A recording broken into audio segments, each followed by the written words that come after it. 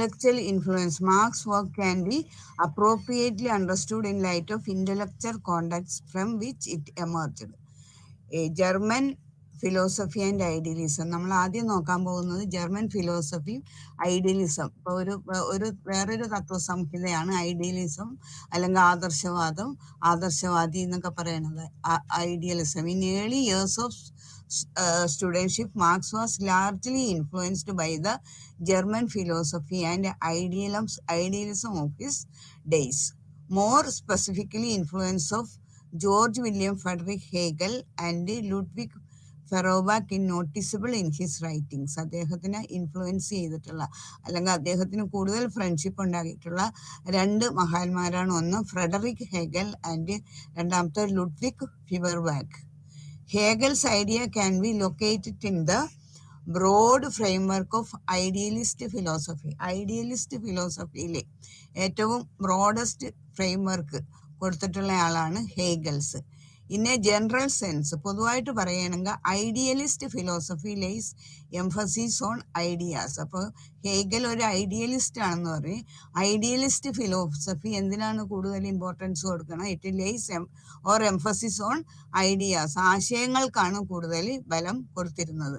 Reason for the understanding of social change. അപ്പോൾ social ചേഞ്ചിന്റെ കാരണം എല്ലാം ആശയങ്ങളാണെന്ന്, അടിസ്ഥാന കാരണം ആശയങ്ങളാണെന്നുള്ള, ഐഡിയാസ് ആണെന്നുള്ള വിശ്വാസത്തിലാണ് ഹേഗൽ അല്ലെങ്കിൽ ഐഡിയലിസ്റ്റ് ഫിലോസഫർ ഹേഗൽസ് ബലം കൊടുത്തിരുന്നത്.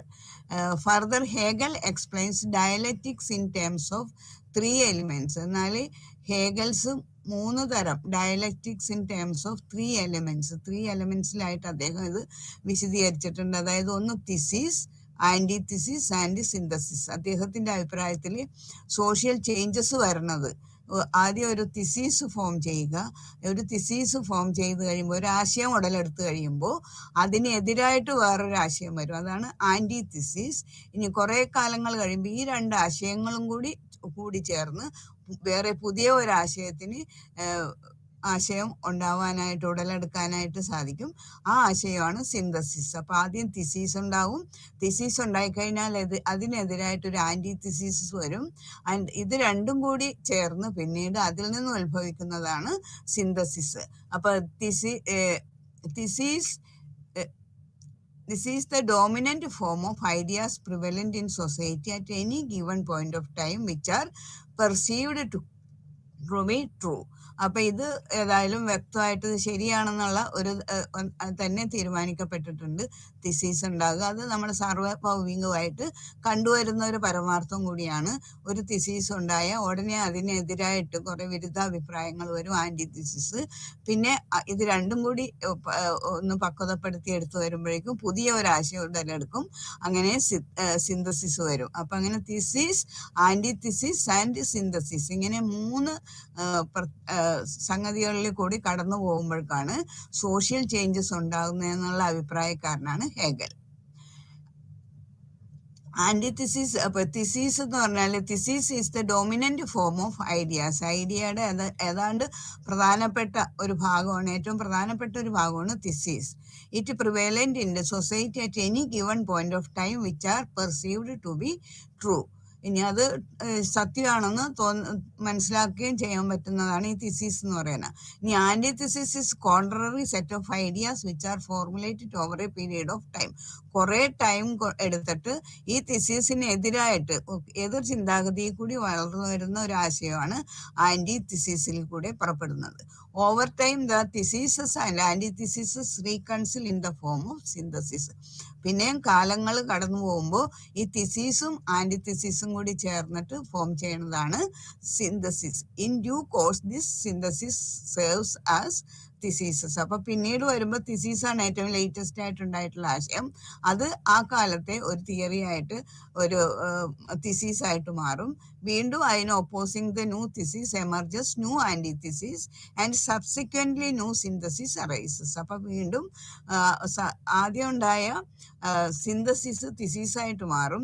അപ്പൊ തിസീസ് ഉടലെടുത്ത് കഴിയുമ്പോൾ വീണ്ടും സാധാരണ പോലെ തന്നെ ആന്റിതിസിസ് ഉടലെടുക്കും.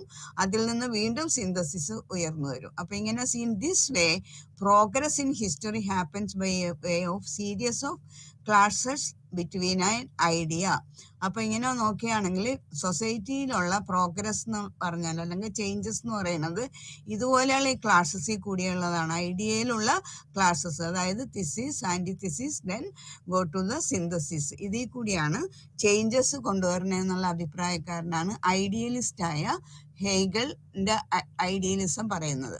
Marx accepted Hegel's idea of dialectics but did not agree with the emphasis on ideas. Marx ഹേഗൽസിന്റെ ഈ ഡയലക്റ്റിക്സ് ആശയം സ്വീകരിക്കുന്നുണ്ട്.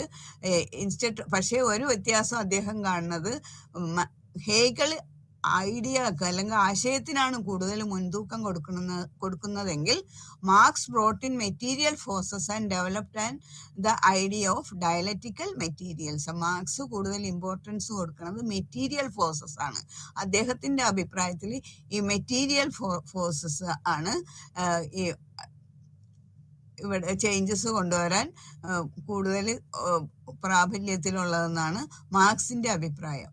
അപ്പോൾ അതുകൊണ്ട് അദ്ദേഹത്തിന്റെ ഈ പോയിന്റിനെ ഡയലക്റ്റിക്കൽ മെറ്റീരിയലിസം എന്നാണ് അറിയപ്പെടുന്നത്. You will read more about dialectical materialism in unit 2. ഇനി യൂണിറ്റ് 2 ഇതിനെക്കുറിച്ച് കൂടുതലായിട്ട് ഡയലക്റ്റിക്കൽ മെറ്റീരിയലിസത്തിനെ കുറിച്ച് പറയുന്നുണ്ട്. അപ്പൊ ഇവിടെ കൂടുതൽ മനസ്സിലാക്കാനുള്ള ഐഡിയലിസ്റ്റ് അല്ലെങ്കിൽ ഐഡിയലിസം വിശ്വസിക്കുന്നത് സൊസൈറ്റിയിൽ ചേഞ്ചസ് കൊണ്ടുവരുന്നത് ഐഡിയാസ് ആണെന്ന്, എല്ലാത്തിൻ്റെയും പിന്നിലുള്ള മെയിൻ ഫോഴ്സ് ഐഡിയ ആണെന്നാണ് പറയുന്നതെങ്കിൽ മാർക്സിന്റെ ഡയലക്റ്റിക്കൽ അപ്രോച്ചിൽ അദ്ദേഹം പറയുന്നത് എല്ലാ ചേഞ്ചസിന്റെയും മാറ്റത്തിന്റെയും കാരണം ഡയലക്റ്റിക്കൽ മെറ്റീരിയൽസും ആണെന്നാണ്. മെറ്റീരിയൽ തിങ്സ് ആണ് ഇവിടെ ചേഞ്ചസ് കൊണ്ടുവരണമെന്നുള്ളത്. ഇനി the materialistic perspective is at the centre of Marx analysis of society.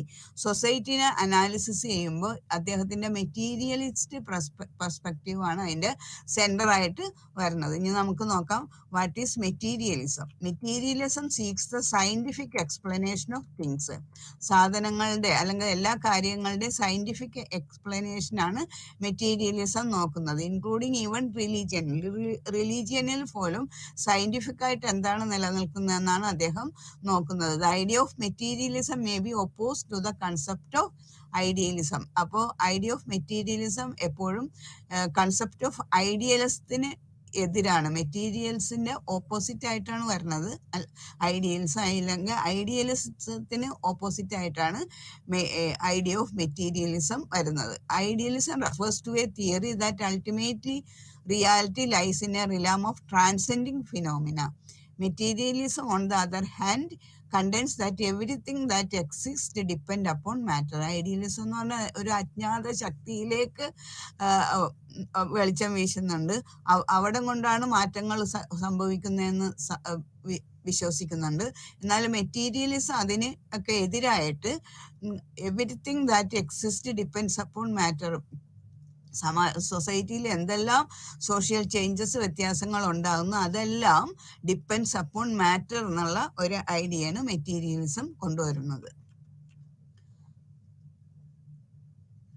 According to Marx, the structure and development of society is conditioned by the material condition of economic factors of that society. ഇത് വളരെ important ആണ്. According to Marx, the structure and development of society, സൊസൈറ്റിയുടെ സ്ട്രക്ചറും അവിടെയുള്ള ഡെവലപ്മെന്റും എല്ലാം conditioned by the material conditions കൊണ്ടാണ് സൊസൈറ്റിയിൽ അതിൻ്റെ സ്ട്രക്ചറിന് മാറ്റം വരികയോ പുരോഗതി ഉണ്ടാവുകയോ അല്ലെങ്കിൽ അധോഗതി ഉണ്ടാകുന്നതോ എല്ലാത്തിനും കാരണം മെറ്റീരിയൽ കണ്ടീഷൻസ് ആണ്, ഓർ എക്കണോമിക് ഫാക്ടേഴ്സ്, അല്ലെങ്കിൽ അവിടെയുള്ള economic factors of the society deciding the development of society. The notion of materialism as given by Marx can be compared and contrasted with idealism, which is much associated with Hegel. ഹേഗലിന്റെ ഐഡിയലിസമായിട്ട് compare ചെയ്യുമ്പോൾ മെറ്റീരിയലിസത്തിനാണ് കൂടുതൽ importance ഇവിടെ Marx കൊടുക്കുന്നത്. While idealism refers to a theory that ultimate reality can be understood and interpreted through ideas.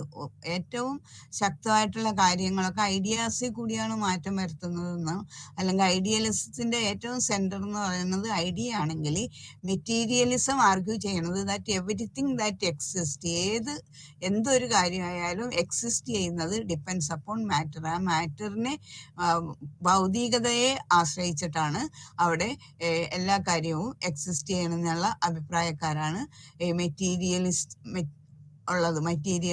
It studies the real conditions of human existence. ഇനി historical materials എന്താണെന്ന് നോക്കുക. മേജർ ടെൻസ് ഓഫ് ഹിസ്റ്റോറിക്കൽ മെറ്റീരിയൽസും ഇത് വളരെ important ആണ്. Major tenets of historical historical മെറ്റീരിയലിസത്തിന്റെ major tenets എന്ന് പറയുന്നത്, first one, economic structure of society is the most important one. അതിൽ ഏറ്റവും ഇമ്പോർട്ടൻറ്റ് വൺ ആയിട്ടുള്ളത് economic structure of the society ആണ്. Second, economy determines politics and culture in a society. രണ്ടാമത്തെ കാര്യം, ഈ എക്കണോമിക്സ് ഉണ്ടെങ്കിൽ മാത്രം, എക്കണോമിക് സ്ട്രക്ചർ ഉണ്ടെങ്കിൽ മാത്രം അതാണ് ഡിറ്റർമിൻ ചെയ്യണത് ആ സ്റ്റേറ്റിലെ പൊളിറ്റിക്സും അതുപോലെ കൾച്ചറും. And instead of ideas, economic structure determines political and legal superstructure. അതുപോലെ ലീഗൽ സൂപ്പർ സ്ട്രക്ചേഴ്സിനെ ഡിറ്റർമിൻ ചെയ്യണതും ഈ എക്കണോമിക് സ്ട്രക്ചർ തന്നെയാണ്. Historical materialism is A materialistic interpretation of social cultural and political phenomena. Historical materialism എന്ന് പറയുന്നത് it is A materialistic interpretation of social culture and political phenomena. ഇപ്പം social, അതുപോലെ cultural, അതുപോലെ political phenomena, ഇതിനെല്ലാം കൂടി ചേർന്നാണ് historical materialism എന്ന് പറയുന്നത്. Super structure of historical materialism. His theory of historical materialism is both historical and material in nature. അപ്പൊ historical materialism എന്ന് പറഞ്ഞാൽ ഇത് ഹിസ്റ്റോറിക്കലും ആണ്, അതുപോലെ മെറ്റീരിയൽ ഇൻ നേച്ചറും കൂടി ആണ്. ഇറ്റ് ഈസ് ഹിസ്റ്റോറിക്കൽ, അത് ചരിത്രപരമായിട്ടുള്ളതാണ്. ഇപ്പൊ ചരിത്രം നോക്കുകയാണെങ്കിൽ ചരിത്രം ഓരോ മിനിറ്റിലും ചേഞ്ച് ചെയ്തുകൊണ്ടിരിക്കുകയാണ്, മാറ്റങ്ങൾക്ക് വിധേയപ്പെട്ടുകൊണ്ടിരിക്കുകയാണ്. അപ്പൊ മാറ്റമില്ലാത്ത ഒന്ന് മാത്രമേ ഉള്ളൂ, അത് മാറ്റമാണ്. It is historical because marks has traced the evolution of human societies from one stage two another. അപ്പോൾ ഒരു സ്റ്റേജിൽ നിന്ന് മറ്റേ സ്റ്റേജിലേക്കുള്ള ഹ്യൂമൻ സൊസൈറ്റിയുടെ ഡെവലപ്മെന്റ് നോക്കി അവിടെ തന്നെ നമുക്കൊരു ഹിസ്റ്റോറിക്കൽ ഡെവലപ്മെന്റ് കാണാൻ പറ്റും. It is materialistic because he has interpreted the evolution of societies in terms of changes in their material or economic basis. അപ്പൊ അദ്ദേഹം അതിനെ ഹിസ്റ്റോറിക്കൽ മെറ്റീരിയലിസം എന്ന് പറയുന്നത്, എവല്യൂഷൻ ഓഫ് സൊസൈറ്റീനെ ഹിസ്റ്റോറിക്കൽ മെറ്റീരിയലിസം എന്ന് പറയാൻ കാരണം it is materialistic because he has, ആ സൊസൈറ്റിയിലുള്ള ഹിസ്റ്ററി നമ്മൾ പഠിച്ചു കഴിഞ്ഞാൽ അവിടെ ഒരു എവല്യൂഷണറി പ്രോസ്പെക്റ്റീവ് കാണാൻ പറ്റും, ഒരു പെർസ്പെക്റ്റീവ് കാണാൻ പറ്റും, ഒരു പരിണാമ പ്രക്രിയ നമുക്ക് അവിടെ കാണാൻ പറ്റും. ആരംഭത്തിൽ നിന്ന് ആധുനിക യുഗത്തിലേക്കുള്ള യാത്ര അവിടെ നോക്കിയാൽ അവിടെയെല്ലാം നമുക്ക് ഈ ഹിസ്റ്റോറിക്കൽ മെറ്റീരിയലിസമാണ് കാണപ്പെടുന്നത്. അതായത് മാറ്റർ ആണ് എല്ലാ ചേഞ്ചസിനും, മെറ്റീരിയലിസം ആണ് എല്ലാ ചേഞ്ചസിനും കാരണമെന്ന് നമുക്ക് കാണാൻ പറ്റും.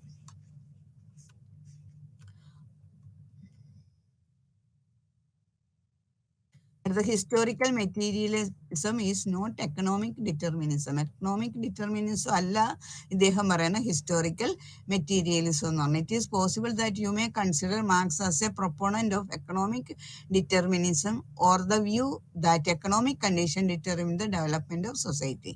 But you will here see how historical materialism is different from economic determinism. ഈ രണ്ട് കാര്യങ്ങളും, historical materialism is different from economic determinism, അത് രണ്ടാണ്. വൈരുദ്ധ്യാത്മക ഭൗതികവാദം, അതാണ് ഹിസ്റ്റോറിക്കൽ ഡയലറ്റിക്കൽ മെറ്റീരിയൽസം എന്ന് പറയുന്നത്. അത് തന്നെ നമ്മൾ ഹിസ്റ്ററിനെ ബേസ് ചെയ്തിട്ട് നോക്കുമ്പോൾ ഇറ്റ് ഈസ് ഹിസ്റ്റോറിക്കൽ മെറ്റീരിയലിസം. ഇനി പൊളിറ്റിക്കൽ എക്കണോമി പെർസ്പെക്റ്റീവ്സ്, അതൊരു ഇമ്പോർട്ടൻറ്റ് പെർസ്പെക്റ്റീവ് ആണ്. Before discussing how Marx was influenced by the political economy perspective. Political economy പെർസ്പെക്റ്റീവായിട്ട്, ആ കാഴ്ചപ്പാടുമായിട്ട് മാർക്സ് എത്രമാത്രം ഇൻഫ്ലുവൻസ്, സ്വാധീനം അദ്ദേഹത്തിൽ ചെലുത്തി എന്നുള്ളതിന് ലെറ്റസ് അണ്ടർസ്റ്റാൻഡ് ചെലുത്തിയെന്ന് മനസ്സിലാക്കുന്നതിന് മുമ്പ് let's understand what is mean by political economy. Political economy എന്താണെന്ന് നമുക്കൊന്ന് നോക്കാം. ഇൻ ഇറ്റ് സിംപ്ലിസ്റ്റ് സെൻസ്, ഏറ്റവും ലളിതമായിട്ട് പറയുകയാണെങ്കിൽ, political economy refers to the interface between politics and economy. ഈ പൊളിറ്റിക്സും എക്കണോമിയും തമ്മിലുള്ള ആ ഒരു ഇന്റർഫേസ്, അതിനെയാണ് പൊളിറ്റിക്കൽ എക്കണോമി എന്ന് റെഫർ ചെയ്യണം. In this sense politics and economics are treated as inseparable from each other. അപ്പോൾ ഈ സെൻസിൽ എടുക്കുമ്പോൾ പൊളിറ്റിക്സും എക്കണോമിക്സും സെപ്പറേറ്റ് ചെയ്യുക വളരെ ബുദ്ധിമുട്ടാണ്. Political economy addresses the question. Political economy ഏത് ക്വസ്റ്റ്യനെയാണ് അഡ്രസ്സ് ചെയ്യുന്നത്? How to politics and policies influence economic outings.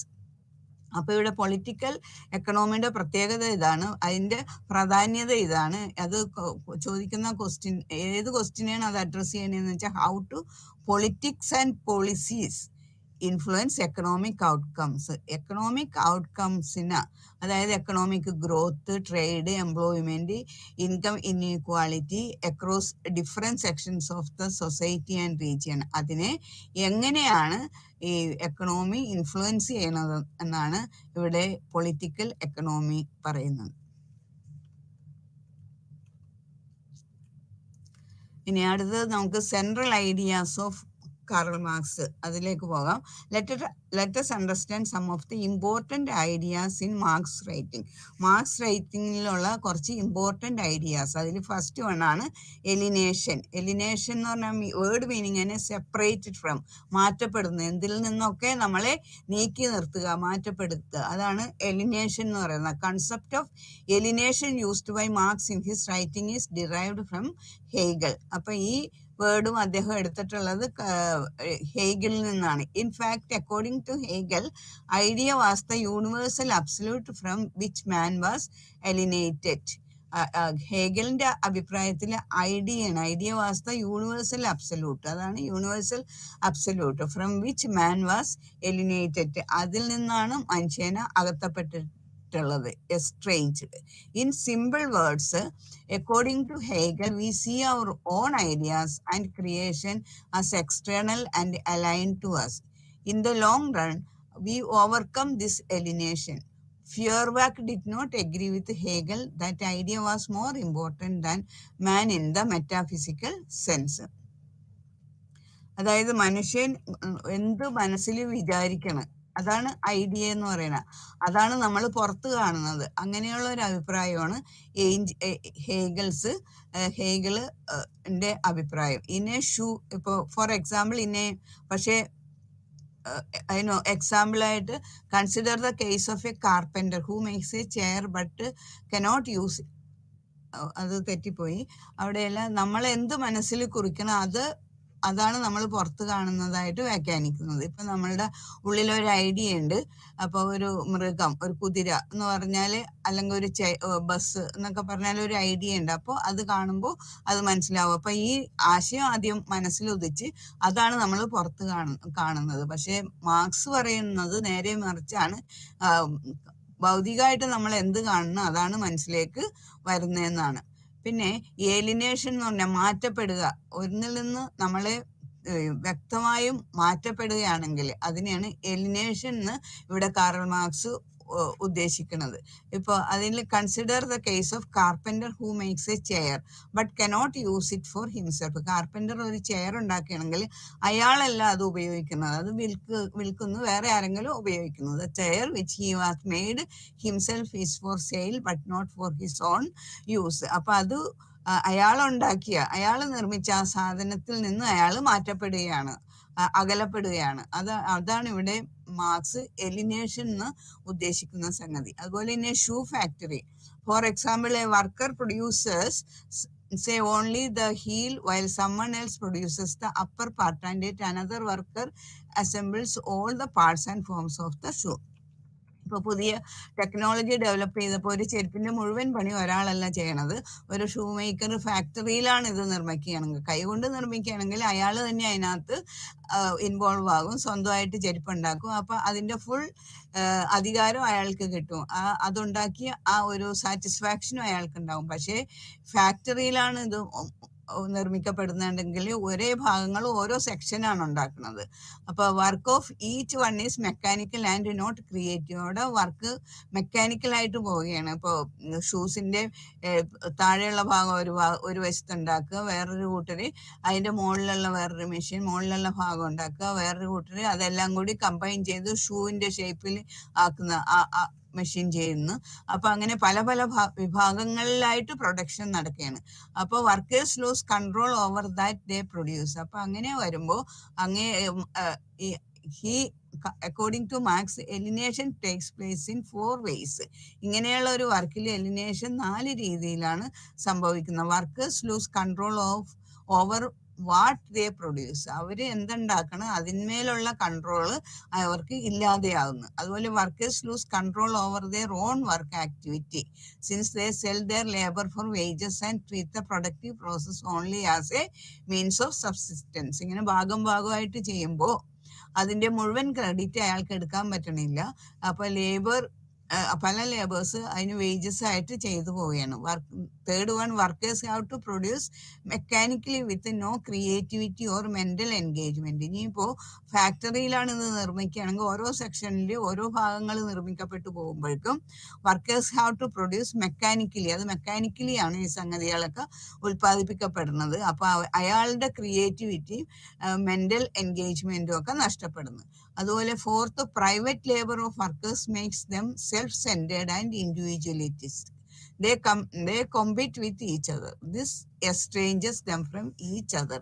അപ്പൊ ഇങ്ങനെയുള്ള ഓരോ കാര്യങ്ങളും അയാളെ അതിൽ നിന്ന് എല്ലാം ആ ശരിക്കുള്ള അയാൾ ഉണ്ടാക്കുന്ന ആ സംഗതിയിൽ നിന്ന് പൂർണ്ണമായിട്ടും അയാളെ അകറ്റപ്പെടുത്തുന്നു. അതാണ് എലിനേഷൻ എന്ന് പറയുന്നത്. ഇനി അടുത്തത് class and relation of subordination. The notion of class is central in the writing of Marx's analysis of society. അദ്ദേഹം സൊസൈറ്റിനെ അനലൈസ് ചെയ്യുമ്പോൾ ക്ലാസ് എന്നുള്ള ഐഡിയയാണ് സെൻട്രൽ ആയിട്ട് വരുന്ന ഒരു മെയിൻ ഐഡിയയാണ് ക്ലാസ് എന്നുള്ള idea. According to him, a social class occupies a fixed place in the production process and thus in the relation of production.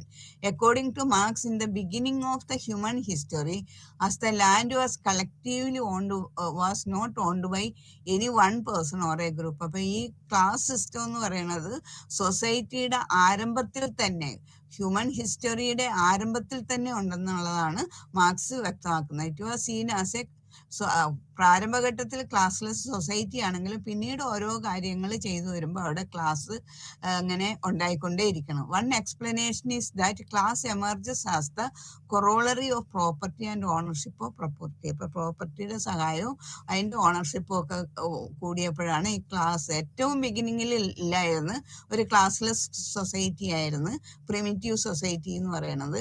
പക്ഷേ അധികം താമസം വിന ആ സൊസൈറ്റി ഒരു ക്ലാസ് ഫോം ചെയ്യാൻ തുടങ്ങി. Marx in Capital distinguished 3 classes related to the 3 sources of income. 3 തരം sources of ഇൻകത്തിൽ നിന്നും 3 classes ആണ് മാർക്സ് രൂപം കൊടുത്തിരിക്കുന്നത്. First one, owners of simple labour power or labours whose main source of income is labour. ഒന്ന്, owners of simple labour power, ഒരു തൊഴിൽ മാത്രം ശക്തിയായിട്ടുള്ളവർ, അവരുടെ വരുമാനം എന്ന് വെച്ചാൽ അവരുടെ തൊഴിലാണ്, അതാണ് അയാളുടെ ശക്തി. ഒരു തൊഴിലാളിയുടെ ശക്തി എന്ന് പറഞ്ഞാൽ അയാളുടെ തൊഴിൽ. Whose main source of income is labour, അയാളുടെ മെയിൻ സോഴ്സ് ഓഫ് ഇൻകം എന്ന് പറയുന്നത് തൊഴിലാണ്. Second, owners of capital or capitalist. രണ്ടാമത്തത് ക്യാപിറ്റൽ, ക്യാപിറ്റലും അതിലെ ക്യാപിറ്റലിസ്റ്റും. Whose main source of income is profit. ഇനി മുതലാളി അല്ലെങ്കിൽ മുതലാളിത്തത്തിലുള്ള ആ കാര്യങ്ങൾ അതെല്ലാം അതിൽ വരുന്ന പ്രോഫിറ്റ്, സർപ്ലസ് വാല്യൂ, അതിൻ്റെ എല്ലാം ഓണേഴ്സ് എപ്പോഴും ക്യാപിറ്റലിസ്റ്റ് ആയിരിക്കും. അപ്പോൾ അത് വേറൊരു group. Land owners whose third one, land owners whose main source of income is ground net. ഇനി ലാൻഡ് ഓണേഴ്സ് ആയിട്ടുള്ള ആളുകൾ, അവര് ലാൻഡ് ഓണേഴ്സ് സ്വന്തം ഭൂമിയൊക്കെ കൈവശമുള്ളവർ അത് റെന്റിന് കൊടുക്കും. അപ്പം അവിടെ അയാൾ ഓണർ ഒരു ക്ലാസ്സിൽ വരും, റെന്റിൽ താമസിക്കുന്ന റെന്റിന് എടുത്ത ആളുകൾ വേറൊരു ക്ലാസ്സിലും വരും. അങ്ങനെ ക്ലാസ് ഫോർമേഷൻ പല രീതിയിലാണ് സൊസൈറ്റിയിൽ എക്സിസ്റ്റ് ചെയ്യുന്നത് അല്ലെങ്കിൽ ഉടലെടുത്തിട്ടുള്ളത്. ഇനി അടുത്തതാണ് means, relation, forces and mode of production. അടുത്ത ലോയാണ് means, relation, forces and mode of production. By means of production Marx refers to things that are used for production. ഇപ്പൊ പ്രൊഡക്ഷന് യൂസ് ചെയ്യണ കാര്യങ്ങളെയാണ് മീൻസ് ഓഫ് പ്രൊഡക്ഷൻ എന്ന് Marx mean ചെയ്യണത്. അതായത് land, raw material, technology, ഇതെല്ലാം മീൻസ് ഓഫ് പ്രൊഡക്ഷനിൽ വരും. Now there is a class of people who own the means of production. ഇനി ഈ മീൻസ് ഓഫ് പ്രൊഡക്ഷൻ ഒക്കെ സ്വന്തമാക്കിയിട്ടുള്ള ഒരു കൂട്ടം ആളുകളുണ്ട്. അവരെയാണ് നമ്മൾ പറയണത്, അതായത് മെഷീനറി, ടൂൾസ്, ടെക്നോളജി, അതിൻ്റെയൊക്കെ ഉടമസ്ഥാവകാശമുള്ള ആളുകൾ. അത് ഒരു ക്ലാസ് ആണ്. For production process all these have to be put to use. അപ്പോൾ ഈ പ്രൊഡക്ഷൻ പ്രോസസ്സിൽ ടൂൾസ്, മെഷീനറി, ടെക്നോളജി എല്ലാം ഉപയോഗത്തിൽപ്പെടുത്തേണ്ടതായിട്ടുണ്ട്. വെൻ ദിസ് ഹാപ്പൻസ്, ഇത് സംഭവിക്കുമ്പോൾ people have to interact with each other. അപ്പോൾ മെഷീനും ടൂൾസും സംഗതികളും ഒക്കെ ഉണ്ടെങ്കിലും അത് ഓപ്പറേറ്റ് ചെയ്യാനായിട്ട്, അത് യൂസ് ചെയ്യാനായിട്ട് അവിടെ മനുഷ്യന്റെ ആവശ്യമുണ്ട്. അപ്പോൾ മനുഷ്യരാണെങ്കിൽ have to interact with each other. ഒരാൾ ഒറ്റക്ക് നിന്നൊന്നും ചെയ്യാൻ പറ്റില്ല, അവർ പരസ്പരം ഇന്ററാക്ട് ചെയ്തിട്ടാണ് കാര്യങ്ങൾ മുന്നോട്ട് കൊണ്ടുപോകുന്നത്. അപ്പോൾ the social relations that they enter into for production are called relations of production. അതിനെയാണ് റിലേഷൻസ് ഓഫ് പ്രൊഡക്ഷൻ. ആ വർക്കേഴ്സ് തമ്മിലുള്ള മ്യൂച്വൽ ഇന്ററാക്ഷനെയാണ് ഇവിടെ റിലേഷൻസ് ഓഫ് പ്രൊഡക്ഷൻ എന്ന് പറയുന്നത്. Relation of production include both relations between owners of means of production and workers. അപ്പൊ ഈ relations of production എന്ന് പറയുമ്പോൾ അതിൽ രണ്ട് തരം ബന്ധങ്ങളും വരുന്നുണ്ട്. അതായത് ഓണറും ഉണ്ട്, തൊഴിലാളികളും ഉണ്ട്. അപ്പൊ ഓണറും തൊഴിലാളിയും, മുതലാളിയും തൊഴിലാളിയും തമ്മിലുള്ള ഒരു ബന്ധം, റിലേഷൻസ്. അതുകൂടാണ്ട് തൊഴിലാളികളുടെ ഇടയ്ക്കുള്ള ബന്ധം, and relations among workers themselves. അങ്ങനെ രണ്ട് തരം റിലേഷൻസ് ആണ് ഇവിടെ ഉള്ളത്. Relations of production between owners and workers are characterised by dominance. ഇനി റിലേഷൻസ് ഓഫ് പ്രൊഡക്ഷനും അത് പ്രൊഡക്ഷൻ ബിറ്റ്വീൻ ഓണേഴ്സ് ആൻഡ് വർക്കേഴ്സും, ഓണേഴ്സും വർക്കേഴ്സും, മുതലാളിയും തൊഴിലാളിയും തമ്മിലുള്ള ആ റിലേഷനെ ക്യാരക്ടറൈസ്ഡ് ബൈ ഡൊമിനൻസ് എന്നാണ് പറയണത്. And dominance and exploitation, while those among workers are characterized by corporation. അപ്പൊ ഈ മുതലാളിയും തൊഴിലാളിയും തമ്മിലുള്ള ആ ബന്ധം, അവിടെ ചൂഷണം സംഭവിക്കാറുണ്ട്. അവിടെ വരുന്ന ഒരു പ്രക്രിയയാണ് എക്സ്പ്ലോയിറ്റേഷൻ അല്ലെങ്കിൽ ചൂഷണം. While those among workers are characterised by corporation. പക്ഷേ വർക്കേഴ്സ് തമ്മിലുള്ള ആ ബന്ധം, തൊഴിലാളികൾ തമ്മിലുള്ള ആ ബന്ധം, അത് കോഓപ്പറേഷൻ ആണ്. വർക്കേഴ്സിന്റെ ഇടയ്ക്കുള്ള ബന്ധം എന്ന് പറയുന്നത് കോഓപ്പറേഷൻ. അതേസമയം മുതലാളി എപ്പോഴും തൊഴിലാളിനെ ചൂഷണം ചെയ്യുന്ന ഒരു പ്രക്രിയ എല്ലാ കാലഘട്ടത്തിലും നടക്കുന്നുണ്ട്. അപ്പൊ അവര് തമ്മിലുള്ള ആ ബന്ധത്തിന്, ആ റിലേഷൻഷിപ്പിനെ നമുക്ക് എക്സ്പ്ലോയിറ്റേഷൻ എന്ന് പറയാം. This is a combination of means of production and labor power. In simple words, forces of production refers to all the factors that contribute to the process of material production directly.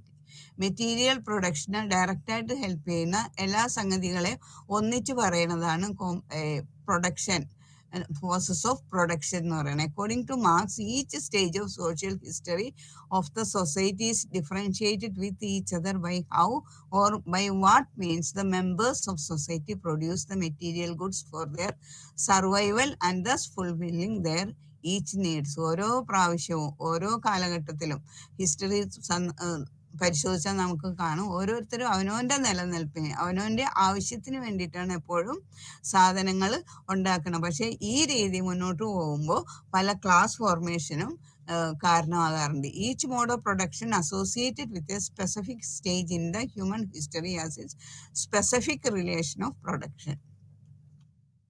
ഇനി ഈ specific relation of പ്രൊഡക്ഷനിൽ Marx identified 4 modes of production. Marx 4 തരം modes of പ്രൊഡക്ഷനെ കാണിക്കുന്നുണ്ട്. First one the Asiatic, second ancient, third feudal and fourth one capitalist. Let us understand each mode of production. Each mode of production of identified by Marx is very important in the point of view of examination. The Asiatic mode of production is feature of primitive communities. Primitive communities ഉണ്ടായ പ്രൊഡക്ഷനെയാണ് Asiatic mode of production എന്ന് പറയുന്നത്. In which ownership of land is collectively owner. അവിടെ ownership of land, അവിടെ കൃഷി ചെയ്ത് കാര്യങ്ങൾ നടത്തി മുന്നോട്ട് പോവുകയായിരുന്നു. ആളുകളുടെ ജീവിത രീതി അങ്ങനെയായിരുന്നു. അവിടെ കളക്റ്റീവ് ഓണർഷിപ്പാണ്, കുറച്ച് ആളുടെ അല്ലെങ്കിൽ ഒരാളുടെ ആയിട്ടല്ല ആ ലാൻഡ്. എല്ലാവർക്കും അതിൽ ഈക്വൽ അധികാരം ഉണ്ടായിരുന്നു. ഒന്നിച്ച് കൂടിയായിരുന്നു ഏഷ്യാറ്റിക് മോഡ് ഓഫ് പ്രൊഡക്ഷനിൽ സംഗതികൾ മുന്നോട്ട് പോയിക്കൊണ്ടിരിക്കുന്നത്. As A result the notion of property or private property is also absent. അവിടെ പ്രോപ്പർട്ടിന്ന് പ്രൈവറ്റ് പ്രോപ്പർട്ടിന്ന് പബ്ലിക് പ്രോപ്പർട്ടിന്ന് അങ്ങനെ ഒരു വ്യത്യാസം അവിടെ ഇല്ല. In the absence of both this is called as a classless society. അതുകൊണ്ട് ഏഷ്യാറ്റിക് സൊസൈറ്റീനെ നമുക്ക് ക്ലാസ്ലെസ് സൊസൈറ്റി എന്ന് പറയാം. അവിടെ ഒറ്റ ക്ലാസ്സുകൾ, എല്ലാവരും ചേർന്നിട്ടുള്ള ഒരു ക്ലാസ്. അതുകൊണ്ട് അവിടെ വേറെ ക്ലാസ്സുകളൊന്നും ഫോം ചെയ്തിട്ടില്ല. അതുകൊണ്ട് we can call Asiatic mode of production society as a classless society. Second one ancient mode of production. അവിടെ slavery is seen as the basis of the process of production. ഇവിടെ slavery ആണ് പ്രൊഡക്ഷന്റെ base ആയിട്ട് വന്നിട്ടുള്ളത്. അതായത് കുറച്ച് മേലാളന്മാര്, അവര് കുറെ മാസ്റ്റേഴ്സ്, അവര് കുറെ അടിമകളെ വെച്ചിട്ട് ജോലി ചെയ്യുക. അതാണ് ഏൻഷ്യന്റ് മോഡ് ഓഫ് പ്രൊഡക്ഷനിലുള്ളത്. അപ്പൊ അവിടെ 2 ക്ലാസ് രൂപപ്പെട്ടിട്ടുണ്ട്. ഒന്ന് മാസ്റ്റേഴ്സിന്റെ, മറ്റത് സ്ലേവ്സിന്റെ. ഇനി അവിടെ എപ്പോഴും the relation of masters to slave is considered as the very essence of slavery as it is exploitative in nature and master appropriate the labour of the slaves. അപ്പൊ ഇവിടെയൊക്കെ ശരിക്കുള്ള ചൂഷണങ്ങൾ ഈ സ്റ്റേജിലോട്ട് വന്നപ്പോൾ 2 ക്ലാസ് ഫോം ചെയ്ത് കഴിഞ്ഞപ്പോൾ മാസ്റ്ററും സ്ലേവും ആയപ്പോൾ ആ മാസ്റ്റേഴ്സ് ക്ലാസ് എപ്പോഴും സ്ലേവേഴ്സിനെ ചൂഷണം ചെയ്യുന്ന ഒരു രീതിയാണ് കണ്ടുവന്നത്. ഇനി അതിൽ നിന്ന് ഏൻഷ്യന്റ് മോഡ് ഓഫ് പ്രൊഡക്ഷനിൽ നിന്നുള്ള വളർച്ചയാണ് പിന്നെ ഫ്യൂഡൽ മോഡ് ഓഫ് പ്രൊഡക്ഷൻ. ഇനി ഫ്യൂഡൽ മോഡ് ഓഫ് പ്രൊഡക്ഷനിൽ നമുക്ക് കാണാം ലാൻഡഡ് നോബിലിറ്റി അല്ലെങ്കിൽ ഫ്യൂഡൽ ലോഡ്സ്, അത് ആൻഡ് ദെയർ ടെനൻസ്, അത് സെർവ്സ്. അങ്ങനെ 2 വിഭാഗങ്ങളെ കാണുന്നുണ്ട്. അതായത് ലോഡ്സ് ആൻഡ് സെർവ്സ്, അങ്ങനെ 2 പ്രഭുക്കന്മാരും അടിമകളും, അങ്ങനെ 2 കൂട്ടരാണ് ഈ ഫ്യൂഡൽ വ്യവസ്ഥിതിയിൽ വന്നത്. ആ serf were legally unfree, they were deprived of property rights. In order to survive, they used to work on the landed properties of their feudal lords. അപ്പൊ അവിടെ സെർഫിന് സ്വന്തമായിട്ട് ഭൂമിയോ കാര്യങ്ങളൊന്നുമില്ല, അധികാരങ്ങളൊന്നുമില്ല.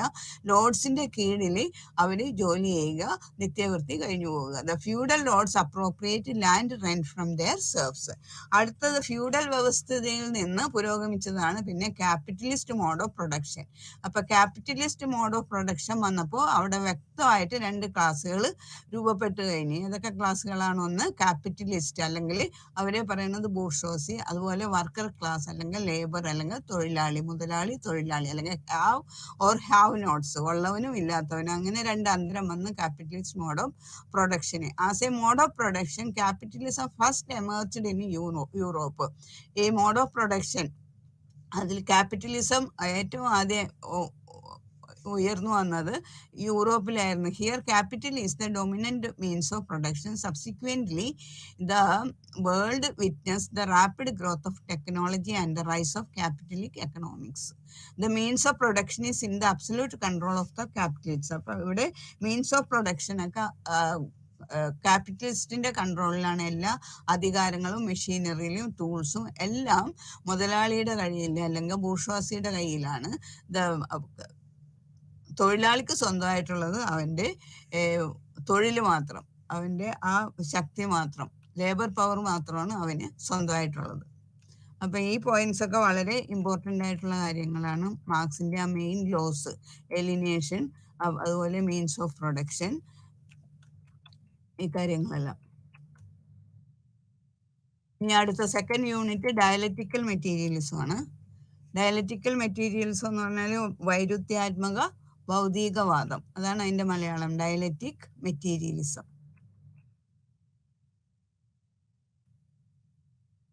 അവിടെ ദ കൺസെപ്റ്റ് ഓഫ് ഡയലക്ട്സ് നമ്മൾ ആദ്യമേ തന്നെ കണ്ടു കഴിഞ്ഞ് ഇനി അടുത്ത ഭാഗത്തേക്ക് നോക്കാം.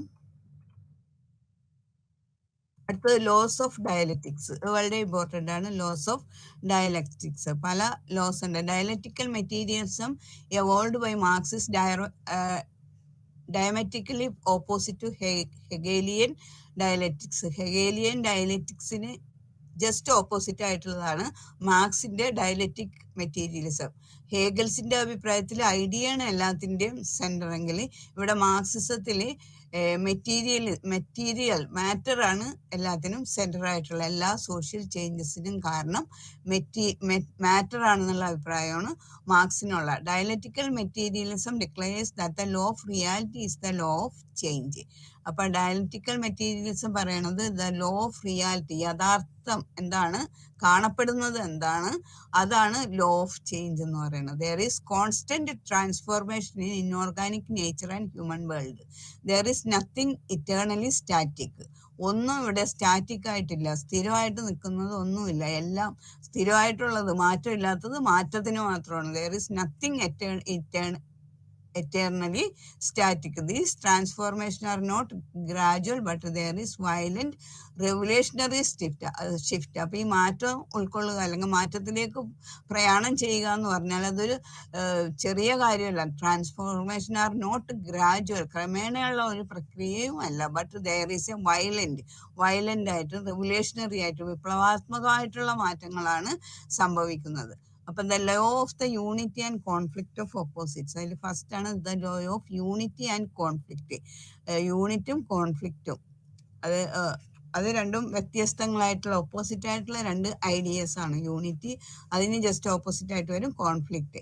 V have studied that everything changes. അപ്പൊ നമുക്ക് മനസ്സിലായി എല്ലാ കാര്യങ്ങളും, ചേഞ്ച് ഇല്ലാത്ത ഒന്നുമില്ല, മാറ്റമില്ലാത്ത ഒന്നുമില്ല. We have studied that everything is changes. We have also learned about the nature and direction of change.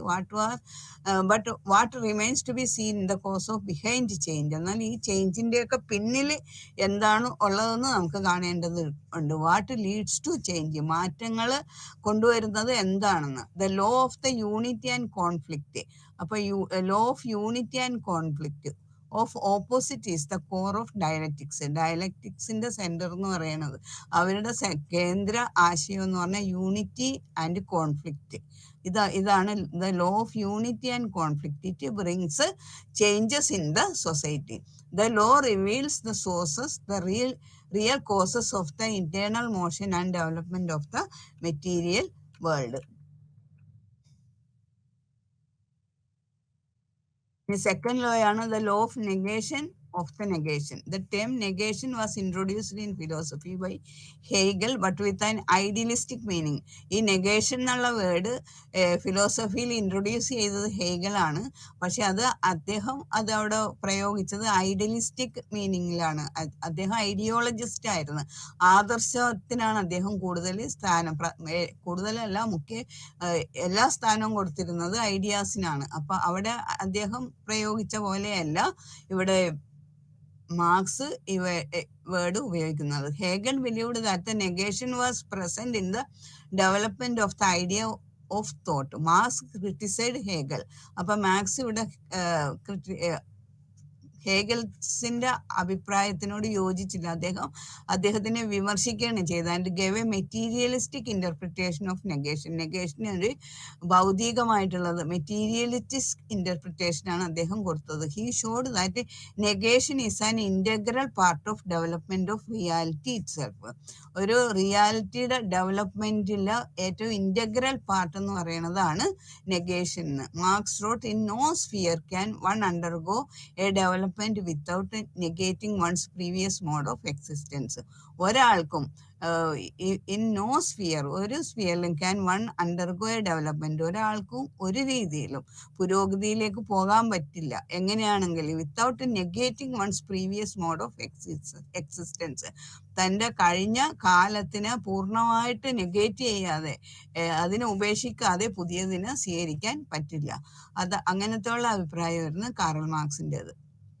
Let us explain it. For example, the development of the Earth's crust has undergone a number of geological eras. Each new era arising on the basis of the preceding one represents a certain negation of the old. അപ്പോൾ ഒന്നിനെ തിരസ്കരിച്ചിട്ടാണ് വേറൊരു പരമ്പരയിലേക്ക് മാറുന്നത്. എർത്തിലെ എല്ലാ കാര്യങ്ങളും. അതുപോലെ തന്നെ in animal world also each new species of animal arising on the basis of the old. ഓൾഡിനെ ബേസ് ചെയ്തിട്ടാണ് ഒരു പുതിയ സ്പെസീസ് രൂപം കൊള്ളുന്നതെങ്കിലും at the same time represent its negation. ആ പഴയതിനെ പൂർണ്ണമായിട്ടും തിരസ്കരിച്ചിട്ടാണ് പുതിയ രൂപത്തിലേക്ക് മാറ്റപ്പെടുന്നത്. അപ്പൊ അതിനെയാണ്, അങ്ങനെയുള്ള ആ മാറ്റത്തിനെയാണ് ഇവിടെ കാറൽ മാർക്സ് നെഗേഷൻ എന്നുള്ള വേർഡ് കൊണ്ട് ഉദ്ദേശിക്കുന്നത്. The history of society also consist of a chain of negation of the old social order by the new. അപ്പോൾ ഹിസ്റ്ററി, സൊസൈറ്റിയുടെ ഹിസ്റ്ററി തന്നെ നോക്കിയാൽ നമുക്ക് കാണാൻ പറ്റും, പഴയ പല കാര്യങ്ങളെയും തിരസ്കരിച്ചുകൊണ്ടാണ് പുതിയ കാര്യങ്ങൾ സ്വീകരിക്കപ്പെടുന്നത്. അപ്പം അവിടെയാണ് നെഗേഷൻ എന്ന് പറയുന്നത്. Capitalism is the negation of the feudal society. ഇനി നമ്മൾ ഹിസ്റ്റോറിക്കലി ഓരോ സ്റ്റേജിലേക്കും കടന്നു പോയിട്ടുണ്ടെങ്കിൽ പല സ്റ്റേജിൽ കൂടി കടന്നിട്ടാണ് സൊസൈറ്റി ഇപ്പോഴത്തെ ലെവലിൽ എത്തിയതെന്ന് പറയുന്നുണ്ട്. അപ്പൊ ഫസ്റ്റ് നമ്മൾ പറഞ്ഞ ആ ഓരോ ഏഷ്യാറ്റിക്, അതുപോലെ ancient form, feudal form, then at last capitalism. അപ്പൊ അങ്ങനെയൊക്കെ കടന്നു വരുമ്പോൾ ഓരോന്നിന്റെ ആ പ്രീവിയസ് ആയിട്ടുള്ളത് എല്ലാം കളഞ്ഞിട്ടാണ് അടുത്തത്. ഏഷ്യാറ്റിക്കിൽ നിന്ന് ഉടലെടുത്തതാണ്, അത് കളഞ്ഞിട്ട് അതിൽ നിന്നും കുറേം കൂടി പുരോഗമനത്തിലേക്ക് വന്ന ഒരു സ്റ്റേജാണ് ഏൻഷ്യൻ ഫോം. ഏൻഷ്യൻ ഫോമിൽ നിന്ന് വീണ്ടും പുരോഗമിച്ചതാണ്, അതിനെ മാറ്റിവെച്ചിട്ട് അതിനെ തിരസ്കരിച്ചിട്ട് പിന്നെ ഉടലെടുത്തതാണ് ഫ്യൂഡൽ വ്യവസ്ഥിതി. ഇനി ഫ്യൂഡൽ വ്യവസ്ഥിതിനെ തള്ളിയിട്ട് അതിന് മുന്നിൽ കയറിയത്, അത് കളഞ്ഞിട്ട് വന്ന ഒരു ഫോമാണ്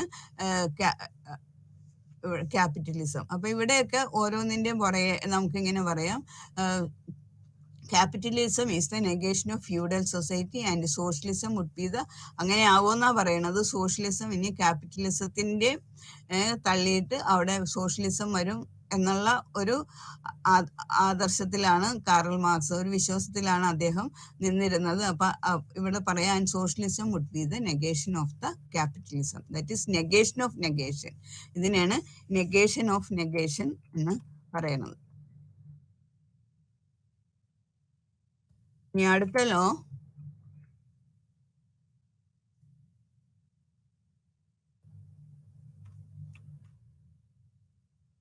third law, the law of transition of quantity into quality. അതായത് ക്വാണ്ടിറ്റിയിൽ നിന്ന് ക്വാളിറ്റിയിലേക്കുള്ള വ്യത്യാസം. The law of transition of quantity into quality. In nature everything is in a state of continuous movement and change.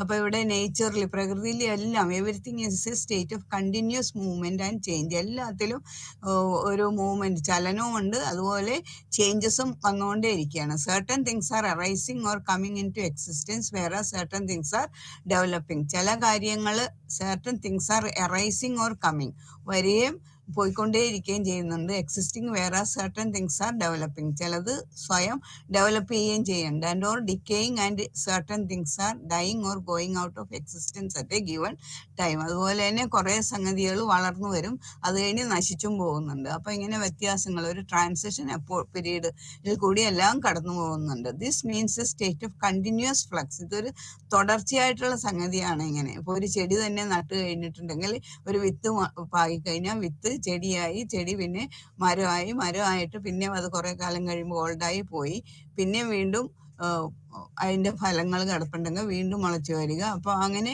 ഒരു കണ്ടിന്യൂസ് പ്രോസസ്സായിട്ടാണ് ഓരോ സംഗതികളും പ്രകൃതിയിൽ നടക്കണം. Marks believed that law of reality is the law of change. അപ്പൊ മാർക്സിന്റെ വിശ്വാസത്തിൽ law of reality എന്ന് പറയണത് is the law of change, അത് ലോ ഓഫ് ചേഞ്ച് ആണെന്ന്. Now the question arises regarding the nature of change. What kind of change is this? The law responds to this particular question. According to this law, process of change is not simple or gradual, but it is a product of quantitative advances. ഇനി ഈ change എന്ന് പറയുന്നത്, മാറ്റം എന്ന് പറയുന്നത് എങ്ങനെയാണ് ഉൾക്കൊള്ളുന്നത് എന്നാണ് ചോദിക്കണം. This law response to this particular question. ഈ ക്വസ്റ്റ്യൻ്റെ ആൻസർ ആയിട്ട് പറയുന്നത്, according to this law process of change is not simple or gradual. Process of change, ആ ചേഞ്ച് എന്നുള്ള ആ പ്രോസസ്സ് അത് അത്ര സിമ്പിളോ ഗ്രാജുവലോ ക്രമമായിട്ട് നടക്കുന്നതോ അല്ല. But it is A product of quantitative advances. കുറെ ക്വാണ്ടിറ്റേറ്റീവ് അഡ്വാൻസസിൽ കൂടിയാണ് ഈ ക്വാളിറ്റേറ്റീവ് ചേഞ്ച് വരുന്നത്. അപ്പൊ ക്വാണ്ടിറ്റേറ്റീവ് അഡ്വാൻസും ക്വാളിറ്റേറ്റീവ് ചേഞ്ചസും, അത് രണ്ട് ടേംസും അർത്ഥം മനസ്സിലാക്കേണ്ടതാണ്. ക്വാണ്ടിറ്റേറ്റീവ് ചേഞ്ച് എന്ന് പറഞ്ഞാൽ ഇപ്പോൾ ചേഞ്ച്, ചെറിയ ചെറിയ ചേഞ്ചസ് അവിടെ ഇവിടെയൊക്കെ എങ്ങനെയെങ്കിലുമൊക്കെ ഉണ്ടായി അതിന്റെ ഭാഗമായിട്ട് മാറിപ്പോകുന്നതിനാണ് ക്വാണ്ടിറ്റേറ്റീവ് ചേഞ്ചസ് എന്ന് പറയുന്നത്. ഇനി ക്വാണ്ടിറ്റേറ്റീവ് ചേഞ്ചസ് കൂടി കൂടി വന്ന് കഴിയുമ്പോൾ അതിന്റെ ആകമാനം മാറ്റം വന്ന് പഴയത് പൂർണ്ണമായിട്ടും നശിച്ചിട്ട് ആ സ്ഥാനത്ത് പുതിയത് വന്നു കഴിയുമ്പോൾ we can call it as a qualitative change. അങ്ങനെയുള്ള ചേഞ്ചിനെയാണ് ക്വാളിറ്റേറ്റീവ് ചേഞ്ച് എന്ന് പറയുന്നത്. അപ്പൊ അത് law of transition of quantity into quality, അതാണ് ഈ തിയറം.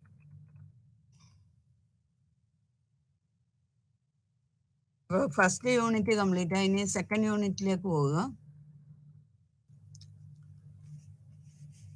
ഇവിടെ application of the laws of dialectical materialism പറയുന്നുണ്ട്. സെക്കൻഡ് യൂണിറ്റിൽ application of the laws of dialectical materialism. അതിൽ primitive communal form of society, ഇതൊക്കെ നമ്മൾ നേരത്തെ കണ്ടു കഴിഞ്ഞതാണ്. 4 തരം കമ്മ്യൂണിറ്റീസിനെ കണ്ടല്ലോ. ഒന്ന് primitive community, first on primitive, അതിനാണ് ഏഷ്യാറ്റിക് ഫോം ഓഫ് കമ്മ്യൂണിറ്റി. അത് കഴിഞ്ഞ് അതിനേക്കാൾ ancient form, then feudal form, അത് കഴിഞ്ഞിട്ടുള്ള ക്യാപിറ്റലിസ്റ്റ് ഫോം. അത് തന്നെയാണ് ഇവിടെ പറയണത്. സ്ലേവ് ഓയിങ് സൊസൈറ്റി എന്നൊക്കെ പറയുന്ന ആ കാലഘട്ടത്തിനെയാണ്. അത് കഴിഞ്ഞതാണ്. ഇനി അടുത്തത്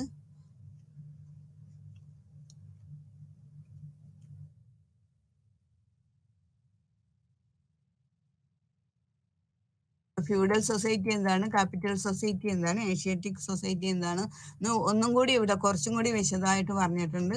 അതിന്റെ കണ്ടന്റ് ഇപ്പൊ നിങ്ങൾക്ക് അറിയാം എന്താണെന്ന്. ഇത് തന്നെ സ്വയം ഒന്ന് വായിച്ചു നോക്കിയാൽ മതി.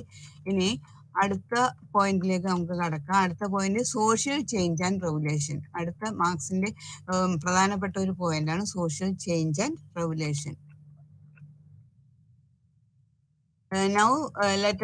Let us now discuss the idea of Marx on social change and revolution.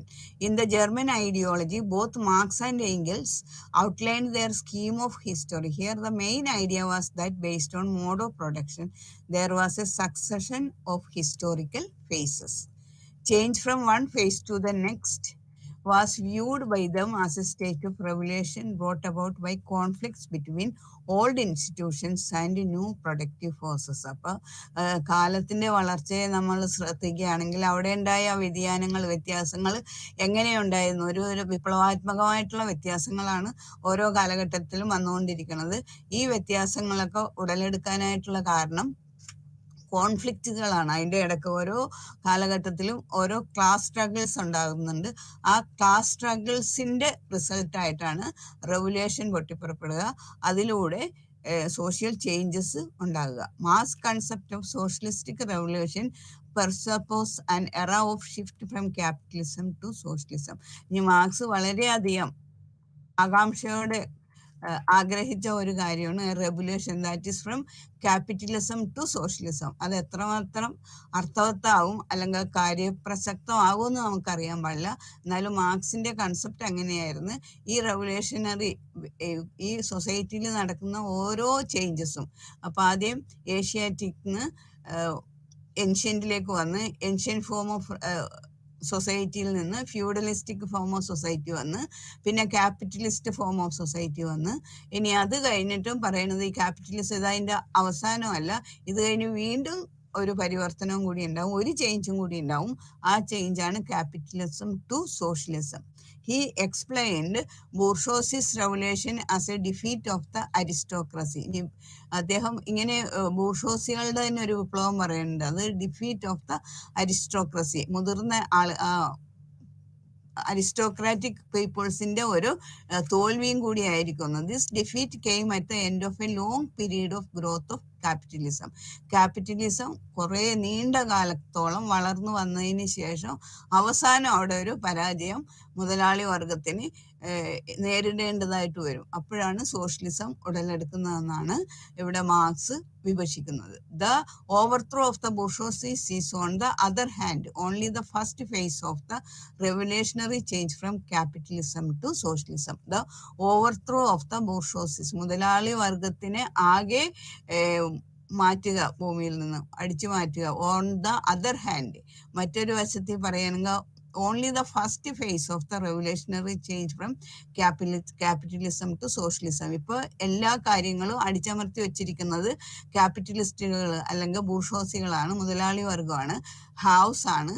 ഇനി അവരുടെ അധികാരങ്ങളെല്ലാം നഷ്ടപ്പെടുത്തുക, അവരിൽ നിന്നെല്ലാം പിടിച്ചെടുക്കുക. അതായത് ഒരു ക്ലാസ് ബോധം തൊഴിലാളിയിൽ ഉണ്ടായി കഴിയുമ്പോൾ അതിൻ്റെ ഉണർവോടുകൂടി ഈ ക്യാപിറ്റലിസ്റ്റുകളെല്ലാം താറുമാറാകും എന്നുള്ള ഒരു സ്വപ്നമാണ് ഇവിടെ മാർക്സ് അവസാനമായിട്ട് കാണുന്നത്. According to Marx, the socialist phase of revolution would not be without classes, occupational division of labour and market economy etcetera. അപ്പൊ മാർക്സിന്റെ അഭിപ്രായത്തിൽ സോഷ്യലിസ്റ്റിക് ഫേസ് ഓഫ് റെവല്യൂഷൻ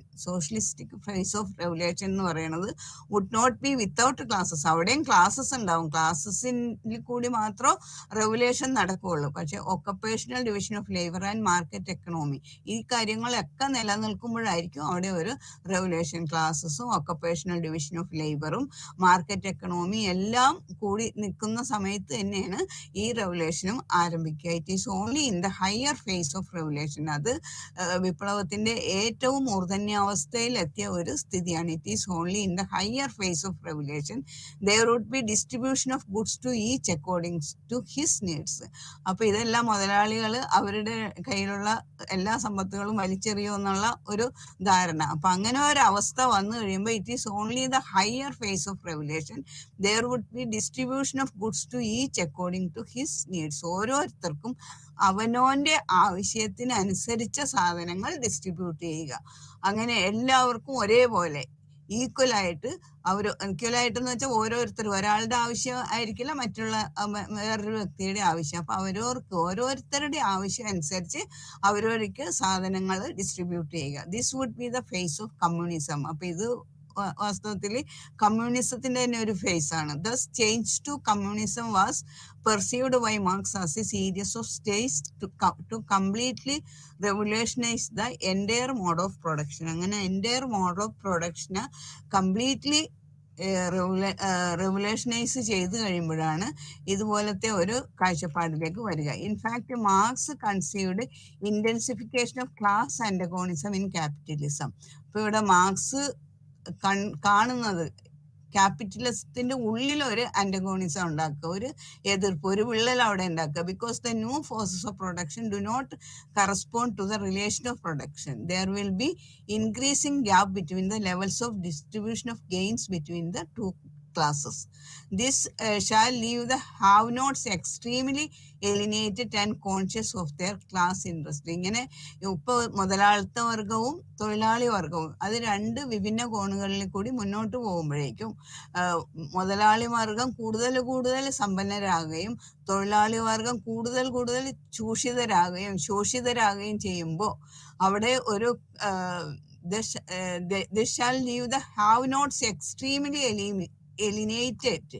അപ്പൊ ഹാവ് നോട്ട്സ് അതായത് തൊഴിലാളി വർഗം പൂർണ്ണമായിട്ടും എക്സ്ട്രീംലി എലിനേറ്റഡ്, അവർ വേർതിരിക്കപ്പെടും. And conscious of their class interest.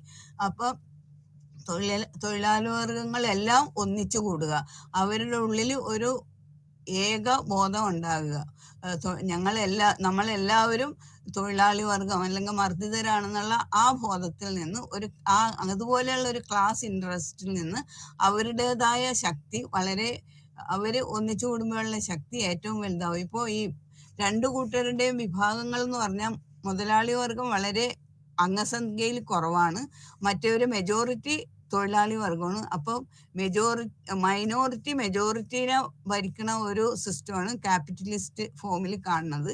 പക്ഷെ ഇനി ഞങ്ങളാണ് മേജർ, ഞങ്ങളുടെ ശക്തിയാണ് ഞങ്ങളുടെ തൊഴിലിന്റെ ശക്തിയാണ് ഏറ്റവും ശക്തമായിട്ടുള്ള കാര്യമെന്ന് തൊഴിലാളി വർഗം അറിഞ്ഞു കഴിയുമ്പോൾ the new forces of production in capitalism are capable of mass production and will dump heap of prosperity at the feet of bourgeoisie without helping the lot of proletariat കൂടുതൽ ബുദ്ധിമുട്ടുകൾ അനുഭവിച്ചു കഴിയുമ്പോൾ അവർക്ക് അവരുടെ ശക്തി കൂടുതൽ ബോധ്യമാവും.